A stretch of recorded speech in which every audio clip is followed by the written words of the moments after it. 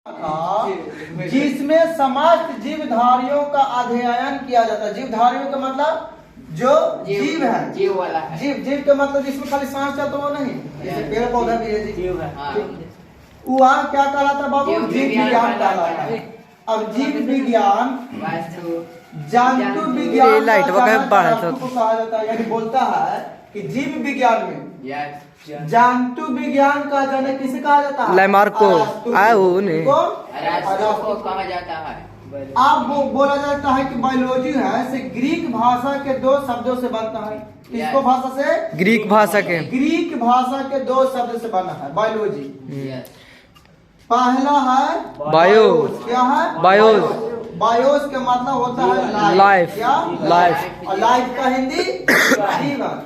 दूसरा है बाबू लोगस। क्या? लॉजी। लोगस या लोगोस भी बोलते हैं। हाँ। लोगोस का इंग्लिश होता है स्टडी। स्टडी का मतलब अध्ययन करना यानी पढ़ना। ठीक, यानी बाबू बायोलॉजी ऐसे ग्रीक शब्द है, ग्रीक भाषा है, उसको दो शब्द से बना है, एक बायोस और एक लॉजी। बायोस का मतलब होता है बाबू लाइफ, जीवन जीने का, और दूसरा का स्टडी यानी जीवन जीने का जिसमें अध्ययन किया जाता है उसको बारे में। ठीक, वह क्या कहलाता है? जीव विज्ञान। अब यहाँ पर थोड़ा सा देखा जाए, the study of life is called biology.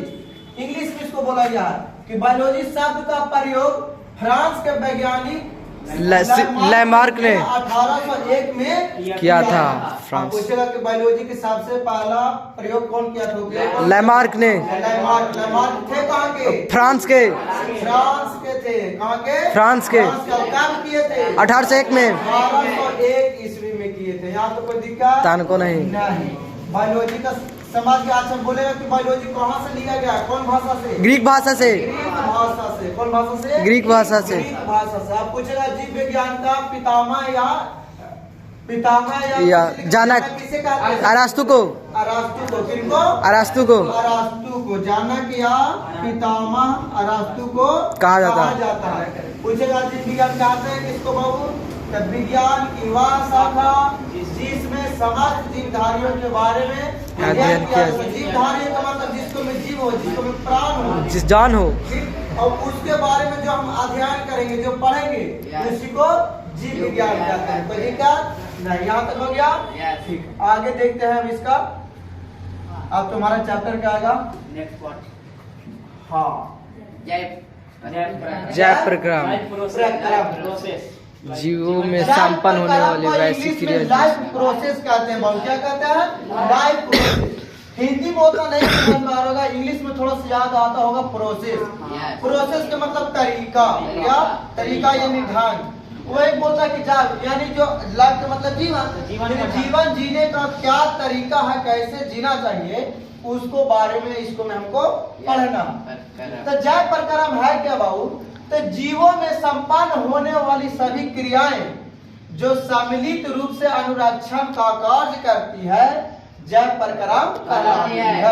जैसे में पोषण, श्वसन, उत्सर्जन इत्यादि। यहाँ पर तुमको एक बात समझ में नहीं आया होगा सर ये अनुरक्षण के मतलब क्या होता है?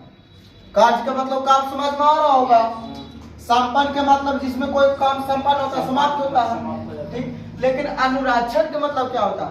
तो अनुरक्षण के मतलब जो हमारे शरीर का रक्षा प्रदान करता है उसको अनुरक्षण। जैसे देखा जाए श्वसन। अगर श्वसन को रोक दिया जाए तो हम जिंदा रह पाएंगे नहीं। तो हमारा शरीर तो अनुरक्षण कर रहा है ना। उत्सर्जन यानी माल द्वारा जो निकलता है उत्सर्जन हो गया। या फिर पोषण। पोषण क्या है? पोषण। पोषण का मतलब क्या होता है?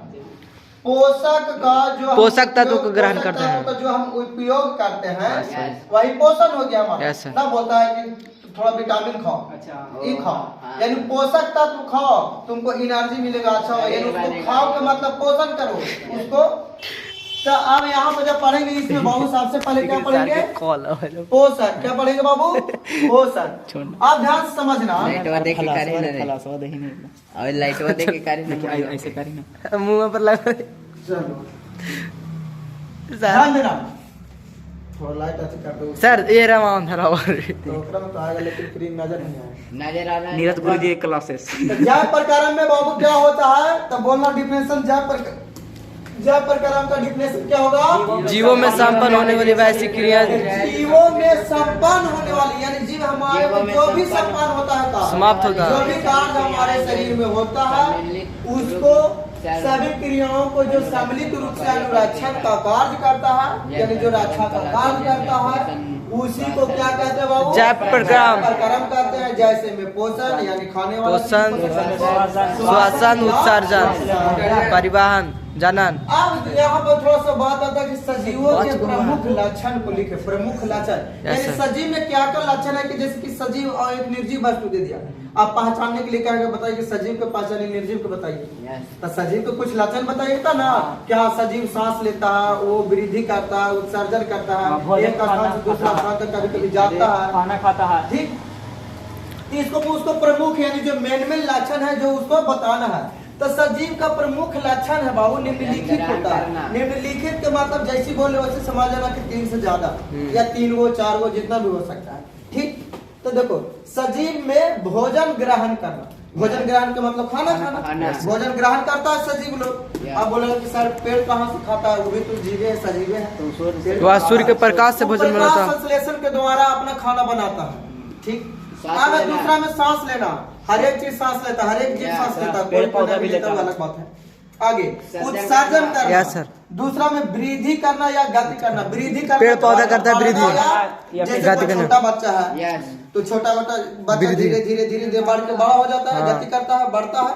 तो वही बोल रहा है कि भोजन ग्रहण करना, सांस लेना, उत्सर्जन करना, वृद्धि या गति करना, एक प्रमुख लक्षण है किसका? सजीव जीव के, किसका? सजीव जीव का। अब इसको में आता है वो वृद्धि करना या गति करना। तो वृद्धि करना और गति करना में 2 प्रकार के हैं। अगर अच्छा पोषक तत्व मिलेगा तो व्यक्ति हिष्ट पुष्ट और अच्छा वृद्धि करेगा। Yes sir. देखता है कभी कभी धान ये सब गेहूं में यानी यूरिया देता है तो जल्दी से बढ़ जाता है धान, तो वही बोलता है। और उसको कौन एक और खाद रहता है जी, पोटास, हाँ, जिसको बोलता है, वो देगा तो उसको जो जड़ जो रहता है उसको मजबूत कर देता है, यानी उसका पोषक तत्व हो गया। क्या हो गया? पोषक तत्व हो गया। और यूरिया जो होगा उसको बढ़ाने के लिए यानी गति करने के लिए उसको प्रदान किया पोषक तत्व दिया। ठीक है, तो सजीव के प्रमुख लक्षण समझ गया क्या क्या? तो भोजन ग्रहण करना, सांस लेना, उत्सर्जन करना और वृद्धि या गति करना। कोई दिक्कत नहीं। चलो आगे देखते हैं। लिखेगा ना, तो एक चैप्टर पहले पिछला लिख दिया जा, बंद करो।